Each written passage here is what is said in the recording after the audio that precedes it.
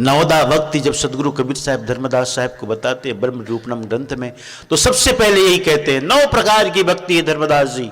श्रीमद् भागवत में कहा गया श्रवणम कीर्तनम विष्णु स्मरणम पाद सेवनम वंदनम अर्चनम वंदनम दास्यम सख्यम आत्मनिवेदनम। ये 9 प्रकार की जो भक्ति है श्रीमद् भागवत में है। मैं तुम्हें 9 प्रकार की भक्ति बताता हूं। तो उन्होंने क्या कहा, साहब ने क्या कहा धर्मदास साहब को, कहते सद्गुरुराचर्चनम मुख्यम द्वितीयम साधु सेवनम सन्नाम रटनम स्नेहा तृतीयम एतदेवहि श्रवणम ज्ञान वाक्यस्य श्रद्धेत चतुर्थकम ततो भवेत् सतश्चित्तान माया भावश्च पंचमम सारा सार विवेकस्तु षष्ठं च कथ्यते बुधै सत्यवाक्य समुच्चार सप्तमं परिचक्षते अष्टमं समदृष्टि च नवमं शीलता गुण। ये 9 प्रकार की भक्ति बताई। और 9 प्रकार की भक्ति में सबसे पहली भक्ति साहब ने बताई सदगुरु की पूजा, जो यहां भी या इस दया सागर के अंतर्गत भी साहब ने यही कहा कि सदगुरु के पास बैठो तो ज्ञान के कुंड में नहाने का मौका मिलता है, क्योंकि सदगुरु की महिमा बहुत है, अनंत है, अनंत किया उपकार। इसलिए सदगुरु की पूजा करो। और समस्त शास्त्रों का सार है, सदगुरु से बड़ा शास्त्रों में अगर पढ़ो आप, खोजो आप, सार ढूंढो, तो एक बात समझ में आती, सदगुरु से बड़ा कोई नहीं है। ये प्रमाण है, प्रमाण के रूप में मिलता है। मैं अक्सर गुरु गीता का उदाहरण देता हूं, क्योंकि गुरु गीता में गुरु की महिमा है, और गुरु की महिमा में भगवान शिव और पार्वती का संवाद है, वार्ता है, ज्ञान वार्ता है। जहां पार्वती ने पूछा है भगवान शिव से, हे भगवान मैंने देखा है आप भी किसी के समक्ष हाथ जोड़ते हो, ध्यान करते हो, कौन है वो, जबकि समस्त जगत चराचर आपकी स्तुति गान करता है, आपका ध्यान करता है, आपका सुमरन करता है। जब आप सब आपका ध्यान करते तो आप किसका ध्यान करते हो? तो भगवान शिव ने स्पष्ट रूप से गुरु गीता में कहा, पार्वती मैं जिसका ध्यान करता हूं वो गुरु है। आप बताओ फिर गुरु कौन? फिर गुरु बड़े हुए कि नहीं हुए? गुरु बड़े हैं। इसलिए कबीर पंथ में गुरु की महिमा है। कई जड़ को पकड़ो, सार को पकड़ो। गांव में छोटी मोटी दुकान होती तो कहते अरे बड़ा महंगा देते, नाथ गांव ले आवे। कहते हो कि नहीं माता लोग? नाथ गांव जाकर ले आवे। अब भाई नाथ गांव से लाए तो महंगा तो हो ही ची ना। नाथ गांव वाला मन कहा सोचो तो अरे ऊंचो मन बड़ा भारी महंगा देते, डीलर से ले आवे।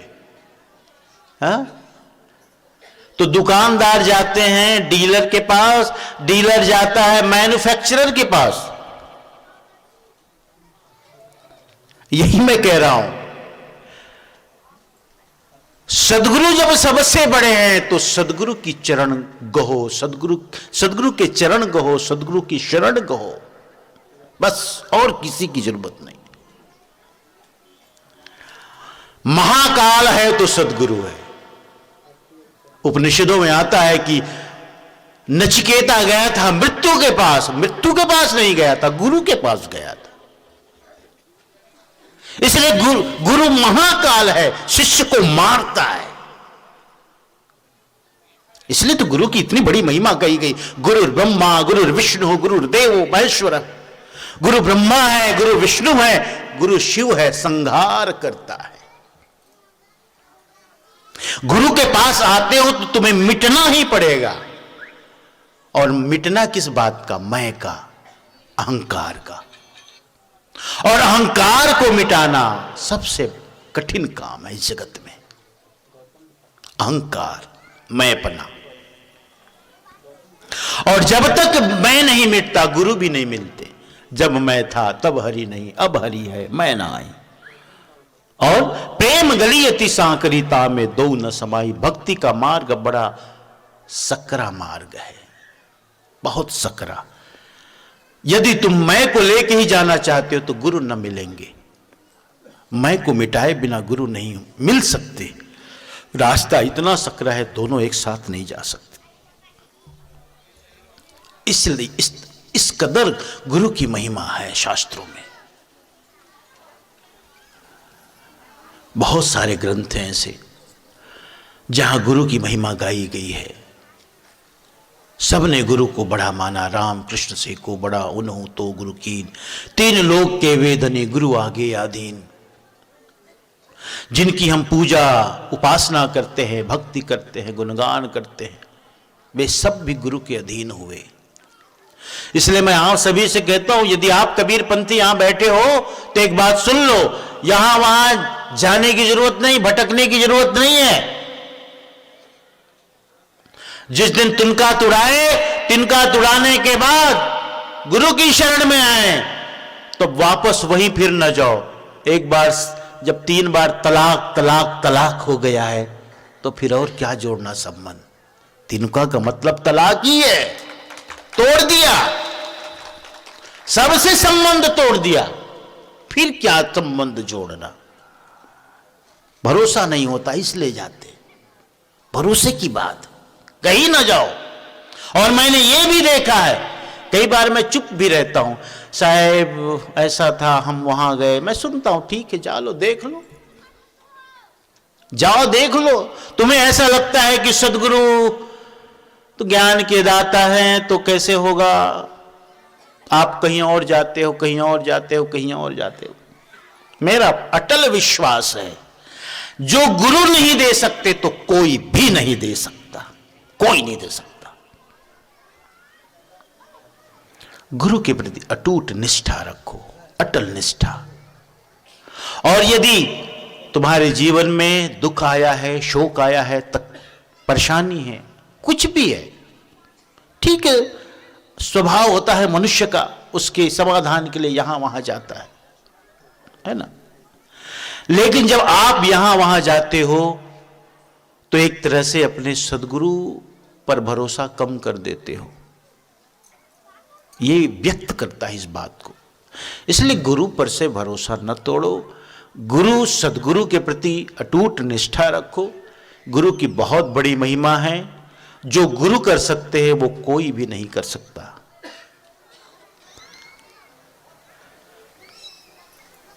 गुरु बिन भव निधि तरह न कोई, जो विरंच शंकर सम होई। गुरु के बिना इस संसार सागर से कोई भी पार नहीं हो सकता, चाहे त्रिदेव के रूप में ब्रह्मा विष्णु महेश जैसे ही कोई क्यों ना हो। इसलिए साहब कहते हैं इस दया सागर के अंतर्गत, गुरु के पास बैठो। जब गुरु के पास बैठोगे तो तुम्हारा मन का जो भ्रम है वो दूर हो जाएगा। संशयग्रस्त मन, यहां की वहां की, क्या ये कि ये, सब ठीक हो जाएगा, स्थिर हो जाएगा। भ्रमित माने भटकता हुआ, भ्रम माने भ्रमण करना शब्द होता है। भ्रमण करना शब्द से आप जानते हो, भ्रमण माने घूमना, उसी से भ्रमित शब्द बना है। भटकता हुआ मन, घूमता हुआ मन, यहां वहां जाता हुआ मन स्थिर नहीं है। आगे आएगा स्थिरता की जरूरत क्या है इसे बताने के लिए। तो यह है, स्थिर मन को स्थिरता चाहिए तो सदगुरु के पास बैठो। सदगुरु के पास बैठने से यह फल मिलता है कि हमारा भटकता हुआ मन स्थिर हो जाता है, एक जगह ठहर जाता है। और एक जगह जहां ठहर गया मन, फिर साहब क्या कहते हैं, बहुरी न भव चलाइए। अगर इस तरह कोई गुरु के ज्ञान को प्राप्त कर लेता है और मन स्थिर हो जाता है तो वह जो साधक है फिर इस संसार में नहीं आता, वह सदा सदा के लिए सतलोक को प्राप्त कर लेता है, सतलोक की प्राप्ति हो जाती है। दूसरा कहते, साधु संत की अधिक महिमा रहने कुंड नहाइए। साधु संतों के पास बैठो, संगत की बहुत बड़ी महिमा है। जैसा होवे संग वैसा होवे रंग। संगत की रंगत लगती है, इसलिए सदा कहा जाता है अच्छे लोगों की संगत करो, बुरे लोगों की संगत को छोड़ो। सदा ये उपदेश दिया जाता है। क्योंकि हम कई बार बड़े बड़े तर्क देते हैं कि ठीक है हम संगत तो करते हैं लेकिन उनके गुण को धारण नहीं करते, उनकी आदत को अपनाते नहीं, लेकिन साहब ने या संतों ने, महापुरुषों ने कहा कि संगत की रंगत लगती, बिल्कुल सत्य कहा। निरंतर तुम बुरे लोगों के साथ रहते रहोगे तो एक न एक दिन उसकी बुराई का दाग तुम्हें जरूर लगेगा, जरूर लगेगा। एक बार ऐसा भी हुआ, एक पिता ने पुत्र से कहा, बेटा, युवाओं को भी कहने की जरूरत है, बैठे हैं, युवाओं को तो ज्यादा सत्संग की जरूरत है।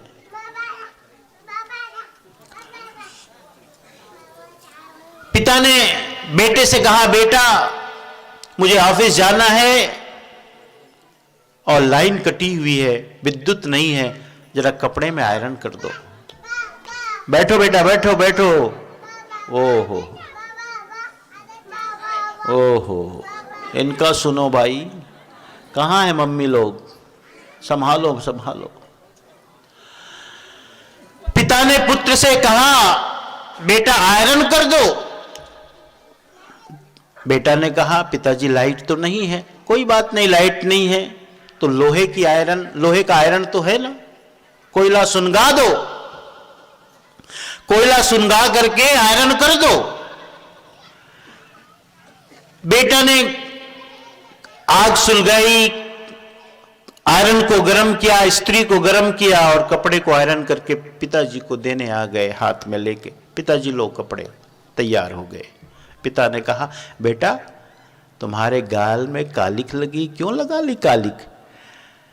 बेटा ने कहा, पिताजी क्या आप भी अच्छा मजाक करते हो, कालिक यानी कोयला, काला रंग, कालिक भी कोई गाल में लगाने की चीज है, अच्छा मजाक करते हो, कोई क्यों लगाएगा भला? नहीं बेटा, लगी है कालिक। नहीं नहीं, ऐसा नहीं हो सकता, नहीं नहीं नहीं, माना ही नहीं। पिताजी दूसरे काम करने लग गए और साथ साथ देखा, देख लो, मैं झूठ क्यों बोलूंगा, मजाक क्यों करूंगा तुमसे, दर्पण में जाके देख लो। दर्पण में जाके देखा, सचमुच कालिक लगी है। आकर के उसने पिता से कहा, हाँ पिताजी सही कहते हो आप, वो क्या है ना, जब मैं कोयले भरता रहा होऊंगा उसी समय अनजाने में ये कालिक लग गई होगी। पिताजी ने बहुत भूमिका के साथ नहीं, अपने काम करते हुए यही बोल दिया, सहजता से, सरलता से। यही तो मैं तुमसे कब से कह रहा हूं बेटा, बुरी संगत का अनजाने में भी रंगत लग जाता है, बुरी संगति का। तुम न चाहो फिर भी अच्छे लोगों की संगति करो। एक अपराधी के पास बैठो बैठो बैठो बैठो, एक दिन तुम भी अपराधी बन जाओगे। एक शराबी के पास बैठते रहो बैठते रहो बैठते रहो, एक दिन शराबी बन जाओगे। एक गंजेड़ी के पास बैठो बैठते रहो बैठते रहो बैठते रहो, आप भी एक दिन गंजेड़ी हो जाओगे। और ये जो गांव-गांव में चबूतरा में कुछ लोग चुगलाहा बैठे होते हैं, ये चुगलाहा लोगों के पास बैठते रहो, चुगली धीरे धीरे आ जाएगी। संगत की रंगत है, आनी है। जब बुराई भी, बुरे लोगों के साथ रहो और बुराई की संगत, बुराई की रंगत लगती है, तो अच्छे लोगों के साथ रहो तो अच्छाई की रंगत न लगेगी? लगेगी, बिल्कुल लगेगी। एक दूसरा कारण और भी है, कहते हैं कि संतों के पास जो बैठोगे तो संतों का जो चरित्र है, उज्ज्वल चरित्र, उनके सद्गुण, उनके भीतर की दया, करुणा, क्षमा, प्रेम, विवेक, वैराग्य, स्थिरता, धैर्य, सहनशीलता, नम्रता, प्रिय बोलना, मीठा बोलना, ये सारे जो सद्गुण संत के अंदर होते हैं, बैठते रहो बैठते रहो बैठते रहो तो एक दिन आपको भी, है ना, उसकी छाप आपको पड़ने लगेगी। इसलिए साहब कहते हैं, साधु संत की अधिक महिमा रहनी कुंड नहाइए। साधु संतों के पास यदि आप बैठते हो, रहते हो, उनकी संगत करते हो, तो रहनी के कुंड में नहाने का मौका मिलता है आपको, संतों के साथ रहते रहते। मीरा ने नहीं कहा है, संतन डिग बैठी बैठी लोक लाज खोई। संतों के साथ बैठती उठती मैंने जाना कि ये लोक लाज का कोई मूल्य नहीं है। बड़े घर की बेटी की, छोटे घर की बेटी, राजकुमारी की बेटी की क्या, कुछ नहीं, कुछ भी नहीं। तभी तो साहब कहते, कामी क्रोधी लालची इनसे भक्ति न होए, भक्ति करे कोई शूरमा। जाति वर्ण कुल खोए। भक्ति के मार्ग में ये जाति और वर्ण और कुल का कोई मतलब नहीं होता, कोई अर्थ नहीं, कोई भी अर्थ नहीं। इसलिए मीरा कहती, संतों के बीच बैठती बैठती मैंने जाना इसका मूल्य क्या है। कोई भी मूल्य नहीं। संतों के पास बैठो। क्या कहते हैं साहिब आगे, काम क्रोध विकार परिहरि बहुरी न भव चलाई। ये जो मन के षड विकार हैं, काम क्रोध आदि, इन विकारों से तुम निजात पा लेते हो, इन विकारों से तुम रहित हो जाते हो। यही संतों के साथ उठने बैठने का, उनकी संगत करने का फल है। और काम क्रोध का जो त्याग करता है, साहब आगे कहते हैं बहुरी न भवचल आइए, वही संसार सागर में पुनः नहीं आता। राजा जनक ने अष्टावक्र से पूछा था, वो अष्टावक्र जो 8 अंगों से टेढ़ा मेढ़ा, अष्टवक्र। जनक के दरबार में गया था अष्टावक्र पिता की खबर लेने। मां ने कहा था, देखो बेटा, सुबह से गए तुम्हारे पिता, सुना है मैंने हर देशों से बड़े बड़े शास्त्री, बड़े बड़े विद्वान, बड़े बड़े महारथी आए हैं, शास्त्रार्थ करने आए, जाओ तो पता करो कब तक आएंगे, क्यों देर हो रही है। अष्टावक्र गया, दरबारियों ने रोका, सोचा ये कहां से आ गया, ये ऐसा टेढ़ा मेढ़ा आदमी।